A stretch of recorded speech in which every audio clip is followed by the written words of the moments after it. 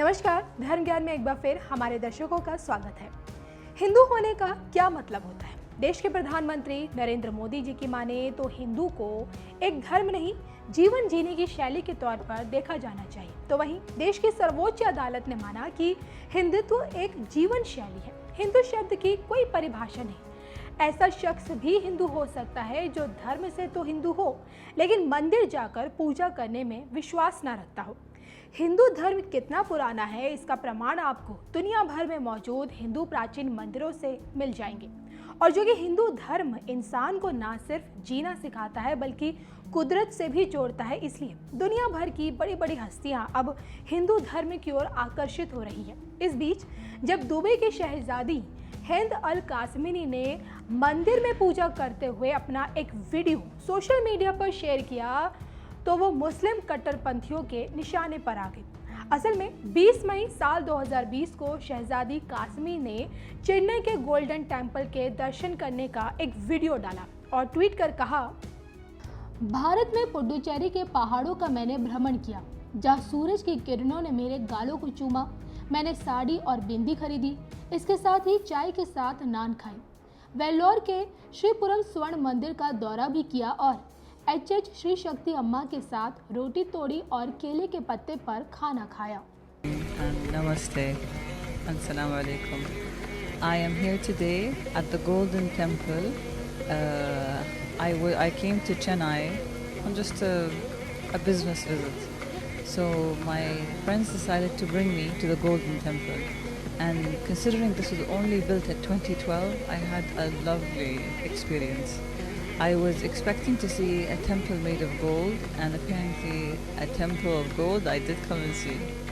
And it's magnificent, and there are so many people, and I think when people gather in one location, full of love and full of faith, you can't but help to feel the energy, the positive energy.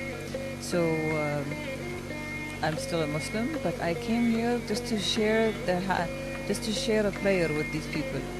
And I took the royal tour.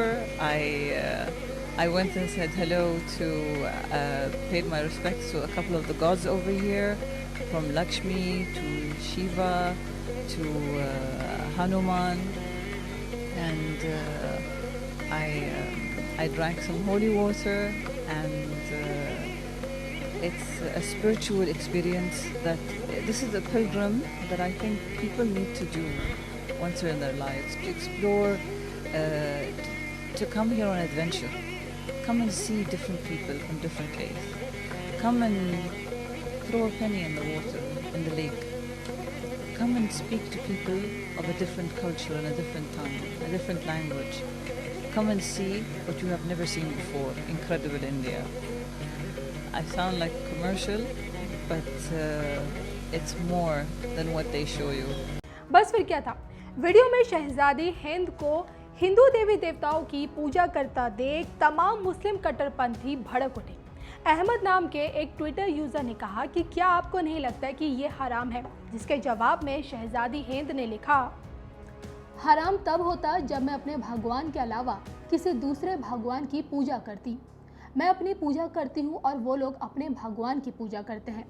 मैं एक architect हूँ और सोने से बड़ी संरचना को देखने का अनुभव, नए दोस्त बनाना, उनके साथ भोजन करना, संस्कृति और धर्म पर बात करना, इन चीज़ों में आनंदित महसूस करती हूँ। आखिरकार इसमें गलत क्या है? हालांकि शहजादी हिंद पर कट्टरपंथियों के हमले बंद नहीं हुए। ट्वीट कर कई लोग उन्हें काफिरों से दूर रहने की नसीहत देने लगे, लेकिन शहजादी हिंद भी कम नहीं थी।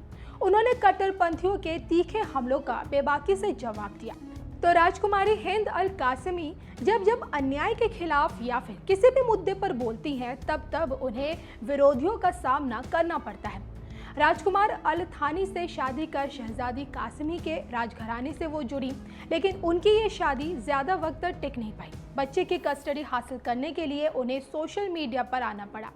एक इंडिपेंडेंट बिजनेस वुमेन के तौर पर आज उनकी एक पहचान बनी हुई है। कई बड़े बड़े बिजनेस जिम्मेदारियां वो संभाल रही हैं और इसके अलावा वो समाज सेवा भी करती हैं। बहरहाल आज जो लोग शहजादी कासमी के मंदिर वाले वीडियो पर भड़के हुए हैं, उनके लिए ये समझना ज़रूरी है कि हिंदू धर्म धर्मांतरण नहीं सिखाता, धर्म को लेकर भेदभाव नहीं करना चाहिए और हो सके तो अपने क्राउन प्रिंस सलमान से ही कुछ सीख लें, जिन्होंने भारतीय हिंदुओं की आस्था का ख्याल रखते हुए अबू धाबी की सरजमी पर भव्य हिंदू मंदिर निर्माण का रास्ता खोल दिया। फिर से साइक्लोन ने भारत के तटीय क्षेत्र को, विशेष करके पूर्वी क्षेत्र को प्रभावित किया और उसमें भी सबसे ज्यादा दुष्परिणाम पश्चिम बंगाल के हमारे भाइयों बहनों को, पश्चिम बंगाल के नागरिकों को, यहाँ के संपत्ति को बहुत हानि पहुंचाई है। साइक्लोन की संभावनाओं से लेकर के लगातार मैं इससे संबंधित सभी लोगों से संपर्क में था। भारत सरकार भी सतत राज्य सरकार के संपर्क में थी। साइक्लोन का नुकसान कम से कम हो, इसके लिए जो भी आवश्यक कदम उठाने चाहिए उसके लिए राज्य सरकार और केंद्र सरकार ने मिलकर के भरसक प्रयास किया। लेकिन उसके बावजूद भी करीब करीब 80 लोगों के जीवन हम नहीं बचा पाए। इसका हम सबको दुख है। जिन परिवारों ने अपना स्वजन खोया है उनके प्रति केंद्र सरकार, राज्य सरकार और हम सबकी संवेदनाएं हैं और इस संकट की घड़ी में हम उनके साथ हैं।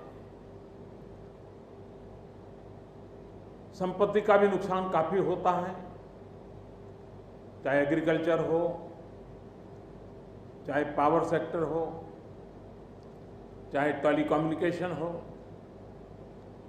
चाहे घरों का उजड़ जाना हो, अनेक प्रकार का, चाहे वो इंफ्रास्ट्रक्चर का हो, चाहे व्यापार जगत से लोग जुड़े हुए हो, चाहे खेती क्षेत्र से जुड़े हुए, हर किसी को नुकसान होता है।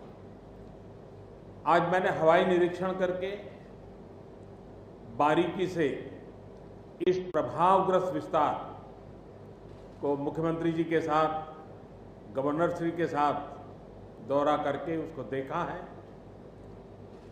अभी राज्य सरकार ने और मुख्यमंत्री जी ने विस्तार से मेरे सामने जो भी प्राथमिक आकलन है उसका ब्यौरा दिया है। हमने तय किया है कि हो सके उतना जल्द डिटेल में सर्वे हो, कृषि का हो, पावर सेक्टर का हो, टेलीकम्युनिकेशन का हो, घरों की जो स्थिति है, इंफ्रास्ट्रक्चर की जो स्थिति है। केंद्र सरकार की तरफ से भी तत्काल एक टीम आएगी और वो टीम इन सभी क्षेत्रों में सर्वे करेगी और हम मिल करके रिहेबिलिटेशन हो, रिस्टोरेशन हो, रिकंस्ट्रक्शन हो, उसकी व्यापक योजना बना करके बंगाल की इस दुख की घड़ी में हम पूरा साथ देंगे, सहयोग देंगे और बंगाल जल्द से जल्द खड़ा हो जाए, बंगाल जल्द से जल्द तेज गति से आगे बढ़े, इसके लिए भारत सरकार कंधे से कंधा मिला करके काम करेगी और जो भी आवश्यकताएं होगी उन आवश्यकताओं को पूर्ण करने के लिए भारत सरकार के जो भी नीति नियम है उसका पूरी तरह उपयोग करते हुए पश्चिम बंगाल की मदद में हम खड़े रहेंगे। अभी तत्काल जो इस संकट की घड़ी में राज्य सरकार को कठिनाई न हो, इसके लिए एक एडवांस असिस्टेंस के रूप में 1000 करोड़ रुपया भारत सरकार की तरफ से व्यवस्था की जाएगी।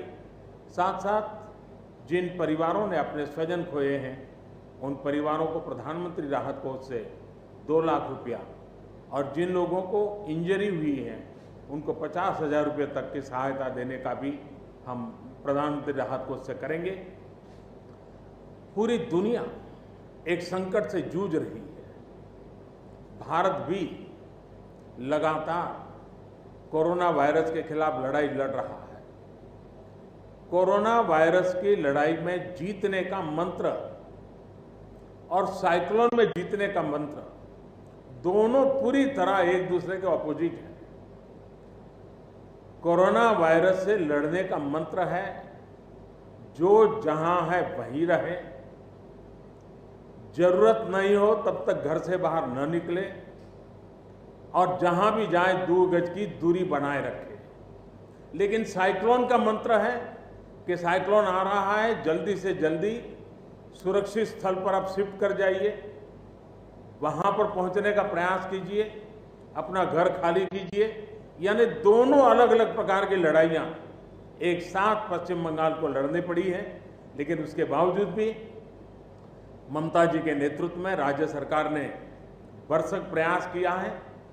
भारत सरकार ने भी लगातार उनके साथ रह करके इस संकट की घड़ी में जो भी आवश्यक, जो एडवांस में करने योग्य था, जो उसी समय करने का योग्य था और जो आगे दिनों के करने की आवश्यकता है, उसको भी पूरा करने का हम प्रयास करेंगे।